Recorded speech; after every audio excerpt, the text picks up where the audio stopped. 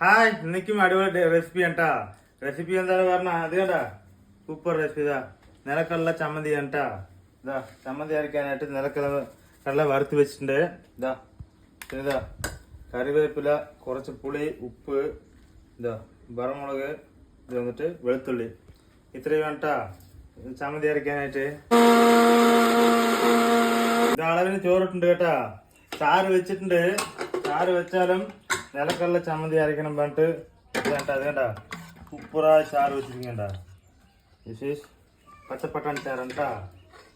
വേണ്ട അളവിനൊഴിക്കുക, ചമ്മന്തി കഴിക്കണ്ടല്ലോ. ചമ്മന്തി വേണ്ട സൂപ്പറാക്കിയിട്ടുണ്ട്. അത് കുറച്ച് ഇട്ടും വെച്ചിട്ടുണ്ട് കേട്ടാ. ഇനി കഴിച്ച് നോക്കാം. ഇതാ കുറച്ച് ഇതാ പച്ചപ്പട്ടാണി ചാറ് വെക്കുക. കുറച്ച് നിറയല്ല, കുറച്ച് വെക്കുക കേട്ടാ. എന്നിട്ട് ഇതാ ചമ്മന്തി ഇല്ലേ അതും വെച്ച് സൂപ്പറായിട്ട് ആക്കിയിട്ടുണ്ട് കേട്ടാ. കഴിക്കാൻ പോകുന്ന നല്ല ടേസ്റ്റ് കേട്ടാ. സൂപ്പർ ടേസ്റ്റ് ആണ് കേട്ടോ. നല്ല ടേസ്റ്റ് ഉണ്ട്. നിങ്ങൾ അതുപോലെ പച്ചപ്പട്ടാണി ചാറ് വയ്ക്കുമ്പോൾ ഇത് വെച്ച് കഴിക്കണം കേട്ടാ. അങ്ങനെയൊന്നുമല്ല. ആരൊക്കെ ഇതുപോലെ നിരക്കുള്ള ചമ്മന്തി അരച്ച് വീട്ടിൽ കഴിക്കുമ്പോൾ കമൻറ്റ് ചെയ്യുക, വീഡിയോ ലൈക്ക് ഒക്കെ.